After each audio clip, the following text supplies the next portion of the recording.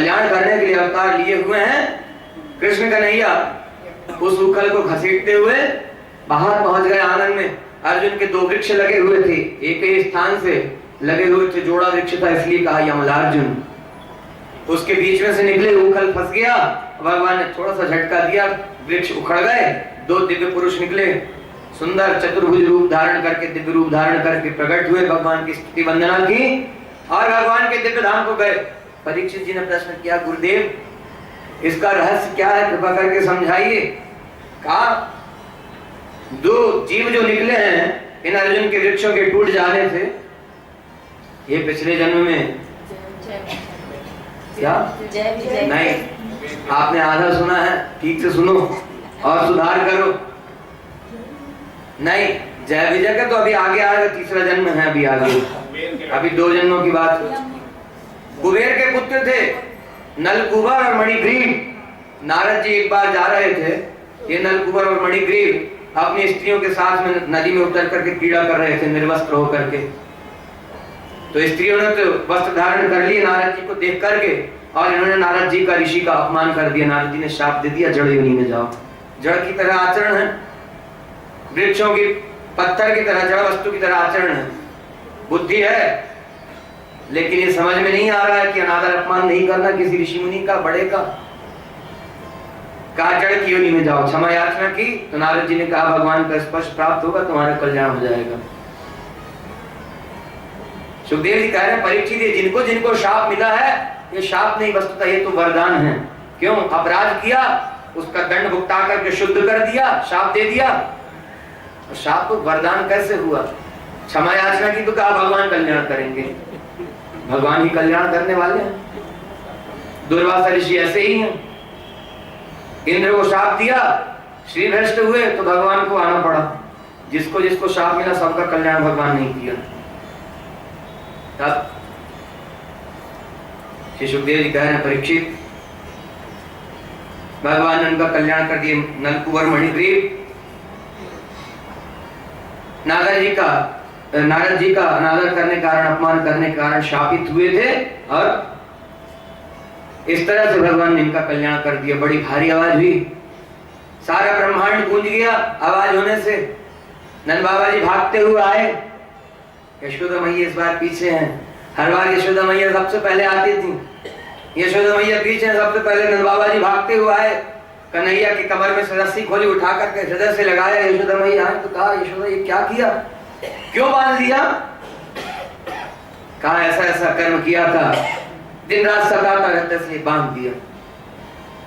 कहा हो गजब कर दिया यशोदा, अरे इतने छोटे से बालक को कहीं दंड दिया जाता है, वो भी ऐसा दंड। खूब लाड़ दुलार किया कृष्ण कन्हैया को, सारे अंग की धूल झाड़ी और उसके बाद स्नान कराया, खूब लाड़ दुलार किया, मक्खन मिश्री पवाया। सब याद आ रहा है। कृष्ण कन्हैया को जब बांधा था तो उसके पहले क्या किया था? कहा ये सब करते तो रहते हो। एक बार एक लीला और की थी। एक बार माखन चुराया था, एक गोपी पकड़ करके ले आई शिकायत करने के लिए। क्यों? यशोदा मैया ने कहा था प्रूव करो कि हमारे लाला ने माखन चुराया, तब मानेंगे। कहा ठीक है। यशोदा मैया यही सब लीलाओं का स्मरण कर रही हैं और कन्हैया को हृदय से लगा करके बैठी है, माखन पवा रही हैं और पूछ रही है लाला बड़ा कष्ट हुआ ना हमारे कारण, लेकिन क्यों करते हो ऐसा? क्रोध आ गया इसलिए बांध दिया था। उन सब लीलाओं का स्मरण कर रही है। क्या वो गोपी पकड़ करके लेकर के आई थी, उसके घर में माखन चुराया, उसको लेकर के आई गोपी। नंदराय जी के भवन के बाहर पहुंची तो इतना बड़ा घूंघट निकाला और वहीं से आवाज लगाती हुई नंदराय जी के भवन में प्रवेश किया। कहा यशोदा मैया कहाँ हो? देखो तुम्हारे लाला को पकड़ के लाए, आज रंगे हाथों पकड़ा गया, अब नहीं कह सकती कि हमारे लाला ने नहीं चुराया। यशोदा मैया ने डांट लगाई। कहा अच्छा, कहा घूंघट उठा देना। घूंघट उठाया, ये कौन है? एक थप्पड़ लगाया, हट। कहां से आ गया? क्यों? कृष्ण कन्हैया बाजू में खड़े थे, अंगूठा दिखा रहे थे। क्यों? ये इतना बड़ा घूंघट निकाल करके यशोदा मैया के पास पहुंची तो कन्हैया ने लीला रच दी थी। क्या लीला की थी? उसी के लड़के का हाथ पकड़ा दिया उसके हाथ में। सुखदेव जी कह रहे हैं परीक्षित ये कोई साधारण आनंद नहीं है। ऐसा नहीं कि घूंघट निकाला तो उसको दिख नहीं रहा इसलिए अपने लड़के को पकड़ करके ली, नहीं, पकड़ के तो लाई थी कन्हैया को ही। लेकिन आज उन अचिंत्य परम परमात्मा का, जिनकी कोमलता, जिनकी सुंदरता कि करोड़ों की बूंद लेकर के उसके भी करोड़ों में भाग से सारे संसार में कोमलता, सुंदरता और सारे गुणों को दिया गया है, उन परम परमात्मा जो गुणों के सागर हैं, कोमलता के समुद्र हैं, सौंदर्य के सागर हैं, उन परम परमात्मा को आज स्पर्श किया, उन परम परमात्मा का हाथ अपने हाथ में पकड़ा है, ब्रह्मानंद में खोई हुई है। ऐसा आनंद कभी मिला नहीं, भगवान का स्पर्श प्राप्त हुआ, उसी में खोई हुई है। कृष्ण कन्हैया ने धीरे से अपना हाथ लिया और उसके लड़के का हाथ पकड़ा दिया। और फिर वहां से जब लौट करके आई यशोदा मैया के पास से बाहर निकलना तो फिर घूंघट किया। बाहर निकली और बाहर निकल करके जैसे ही घूंघट उठाया देखने लगी अपने लड़के की तरफ, कन्हैया ने फिर अंगूठा दिखा दिया। क्यों? अब कन्हैया का हाथ पकड़ी हुई थी हाथ में, अभी भी उसी आनंद में खोई हुई है, ब्रह्मानंद में अभी भी खोई हुई है। कन्हैया का स्पर्श जो प्राप्त किया उस स्पर्श के आगे और कुछ याद ही नहीं है, उस आनंद में खोई हुई है। अब बाहर निकली तो अपना हाथ फिर पकड़ा दिया कृष्ण कन्हैया ने, और जैसे ही देखा कन्हैया ने अंगूठा दिखाया और कहा अब की बार शिकायत करने जो मैया से आई ना तो अभी लड़का था, अगली बार तेरा पति तेरे हाथ में रहेगा।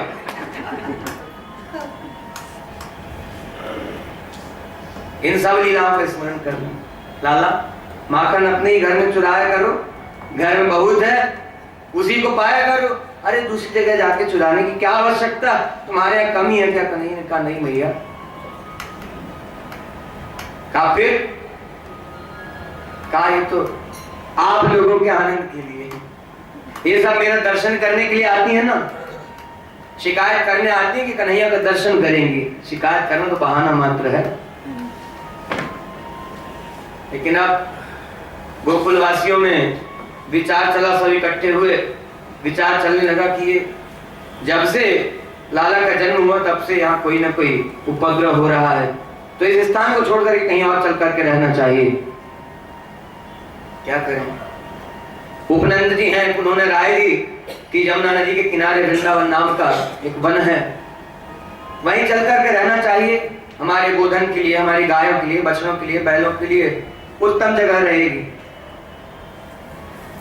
सबने कहा ठीक है वहीं चलते हैं। नंद बाबा जी गोपों के राजा हैं, सबको आज्ञा दे दी, सबने अपने घर का माल मता समेटा, सब सामान समेटा, बैलगाड़ियों पर सजाया और सब चल दिए। वृंदावन में जाकर के रात्रि में विश्राम किया और सब सारी गृहस्थियां वहां बस गईं और अब यहाँ भगवान की लीलाएं चालू हो गईं। भगवान ने बत्सासुर का वध कर दिया, बछड़े का रूप धारण करके आया था एक दैत्य, उसका वध कर दिया। ऐसे दैत्यों को मारने का क्रम दिन रात चल रहा है, रोज रोज कोई ना कोई मारा जा रहा है। अभी बात निश्चय हो गई कि नंदराय का पुत्र जो है कृष्ण, वही हमारा शत्रु है, कंस को ये बात निश्चय हो गई।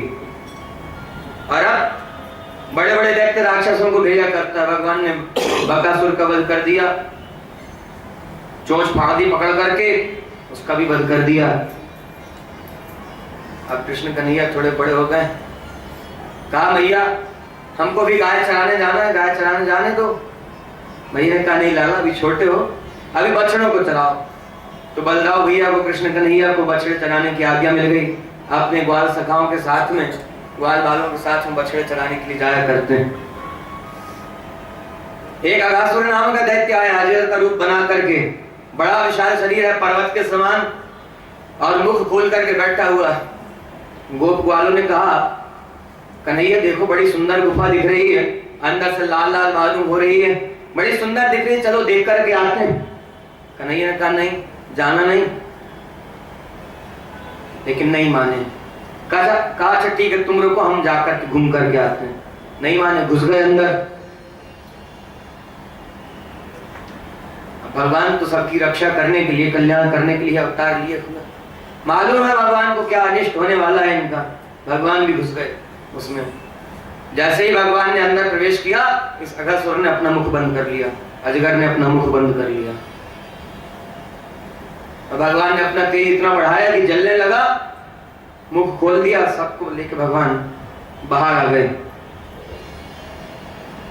अघासुर आगे कहते हैं पाप को भगवान ने मना किया, पाप मत करो और नहीं तो दुर्गति भोगनी पड़ेगी। आगे कहते हैं पाप को, अरे पाप तो दिन रात मुंह खोल के पड़े हुए हैं, घुसने भर की देरी है, वहीं से तुरंत कष्ट मिलना, दुख मिलना चालू हो जाएगा। लेकिन अब हम ना समझे तो इसमें किसका दोष? भगवान का दोष है। भगवान का दोष है? भगवान की गलती है। फिर भगवान को कहना चाहिए भगवान हमेशा हमारे साथ गलत करते हैं, तू ही बिगाड़े, तू ही बनाए, वहां तक तो ठीक है, तू ही बिगाड़े, ये गलत बात है।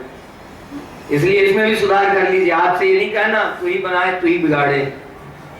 भगवान सदा सदा बनाने वाले ही हैं, भगवान सदा अच्छी शिक्षा ही दे रहे हैं, भगवान सदा वही मार्ग बता रहे हैं जिससे कल्याण होगा। लेकिन इसमें दोष हमारा है कि हम भगवान की बात को नहीं मानते, बड़ों की बात को नहीं मानते, पाप कर्म करते हैं, दुष्कर्म करते हैं और दुख भोगना पड़ता है तो फिर भगवान को दोष देते। सुखदेव जी कह रहे हैं परीक्षित, भगवान ने इस अघासुर का वध किया था, ग्वाल वालों ने 1 वर्ष बाद इस घटना का वर्णन किया अपने माता पिता से। बड़ा आश्चर्य हुआ, कहा गुरुदेव ये तो बड़े आश्चर्य की बात बताई आपने, इसका क्या कारण है, कृपा करके बताइए।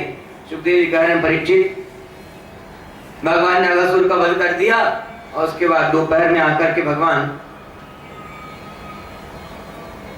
भोग लगा रहे थे, आ रहे थे। भगवान ने सब ग्वाल वालों को कहा था भैया सब लोग अपने अपने घर से कुछ कलेवा लेकर के आना। सब लेकर के आए थे कुछ ना कुछ, मधुमंगल कुछ नहीं लेकर के आए थे। भगवान ने सबसे खुलवाया, भैया क्या लाए हो क्या लाए हो। किसी ने कहा हम मेथी का लड्डू लाए हैं, किसी ने कहा हम पापड़ लाए हैं, किसी ने कुछ बताया, किसी ने कुछ कहा। सब खोल खोल करके बैठ गए अपना। मधुमंगल कुछ नहीं लेकर के आए थे। मन में बड़े व्याकुल हुए, बड़ी लाज आई कि कृष्ण कन्हैया ने पहली बार तो कुछ मांगा था, कुछ लेकर के नहीं आए। तुरंत भागते हुए गए, जाकर के रोते हुए मां से कहा मां कन्हैया ने कलेवा लाने को कहा था, कुछ भोजन करने के लिए लाने को कहा था, मैं कुछ नहीं लेकर के गया, सब लोग कुछ न कुछ लेकर के आए थे, कुछ हो तो दे दो ना। इतना सुनते ही तो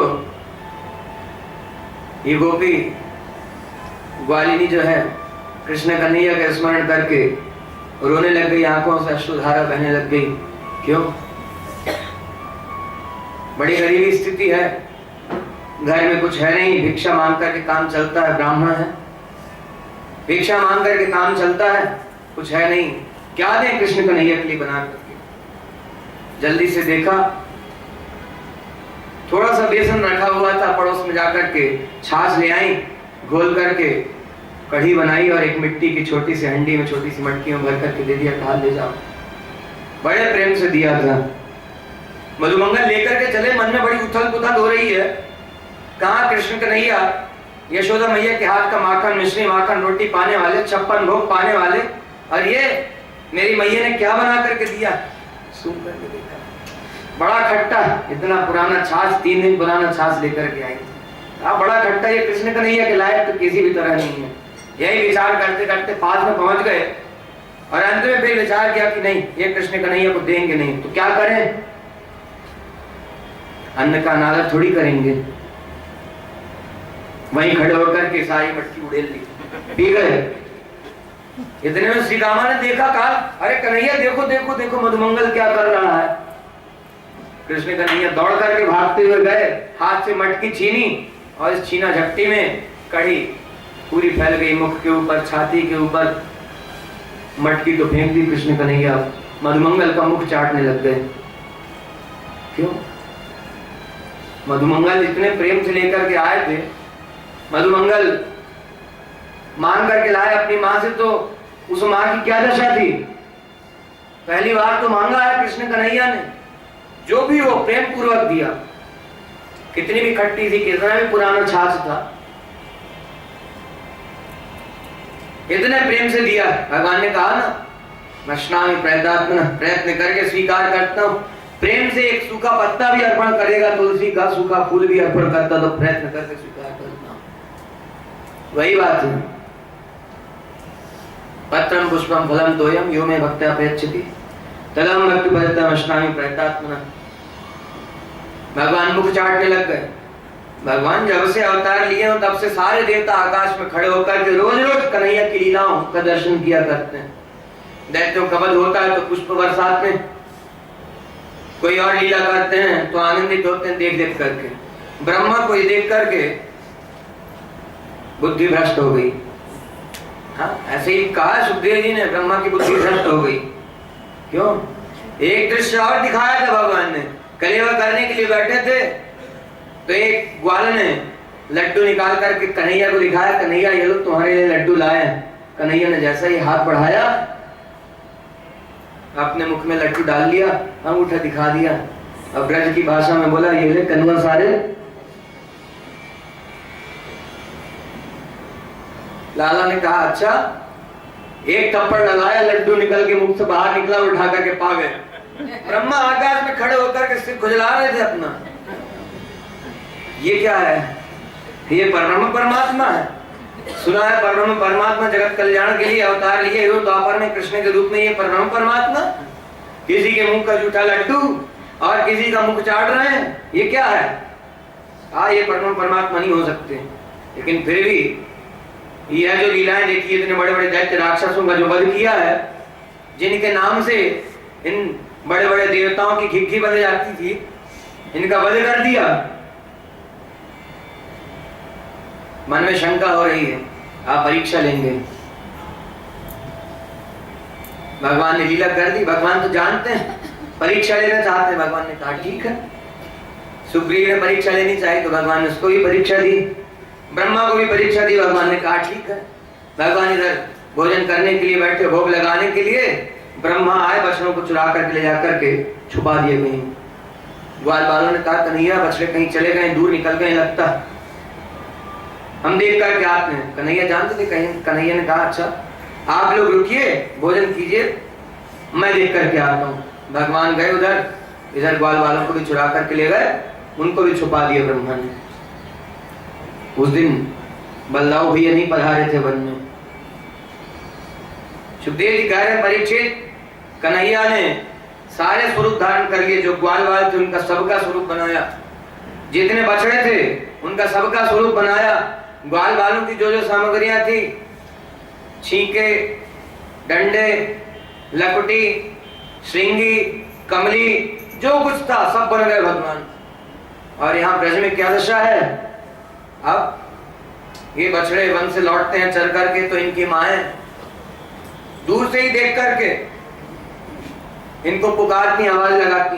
वन में चरने के लिए जाती गायें तो चरना छोड़ करके बेसुध होकर के अपने बछड़ों का ध्यान करने लगती हैं, कृष्ण कन्हैया का ध्यान करने लगती हैं। और इधर इन ग्वाल वालों की जो माताएं हैं, इनके जो घर के संबंधी हैं, उनकी क्या दशा है? माताओं के लाड़ के कारण, प्रेम के कारण इतना प्रेम उमड़ता है, इतना वात्सल्य उमड़ता है कि उनके स्तनों से दूध टपकने लगता है। लिखा है व्यास जी ने, सुखदेव जी ने बताया। खूब प्रेम से पवाती हैं, खूब देर तक अपने गले से लगा करके, हृदय से चिपका करके बैठी रहती हैं अपने बच्चों को। सुखदेव जी कह रहे हैं परीक्षित, ऐसा आनंद कहां मिलेगा? भगवान सब बछड़े बने हुए हैं, गाय के थन में मुख लगा करके दूध पीते हैं, वो आनंद मिलेगा? ये माताएं जो अपने बच्चों के लिए इतनी लालायित रहती हैं, वन में गए हुए हैं कृष्ण कन्हैया के साथ, लौट करके कब आएंगे? क्यों? ये सब कृष्ण कन्हैया तो बने हुए हैं ग्वाल बाल। 1 वर्ष तक इस तरह से चलता रहा। ब्रह्मा परीक्षा लेते रहे और बार बार आया करते थे। यहाँ आकर के देखते थे तो सारे ग्वाल बाल, सारे बछड़े, श्रृंगी, डंडे, कमली इत्यादि